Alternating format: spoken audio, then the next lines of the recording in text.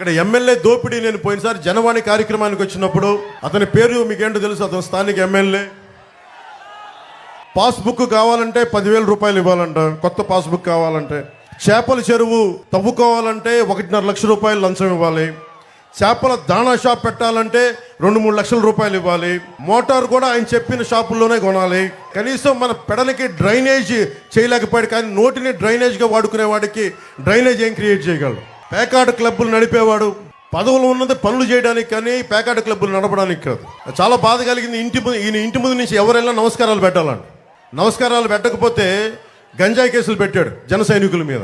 మట్టి మాఫియా కోసం ఫిర్యాదు చేస్తే ఇక్కడ పెడన యువత వాళ్ళని చెట్టు గడ్డి కొట్టాడు ఈ వ్యక్తి. నా దగ్గరికి జనవాణికి చనిపోయిన ఒక జడ్జి తల్లి నా ఆస్తిని అతను అనుచరులు దోచేసుకున్నారు, నాకు అండగా ఉండంటే నాకు నిజంగా నిస్సహాయత బాధేసింది. జడ్జిలకు కూడా ఈ రాష్ట్రంలో భయభ్రాంతులను చేస్తాను, జడ్జి కుటుంబాలకు కూడా.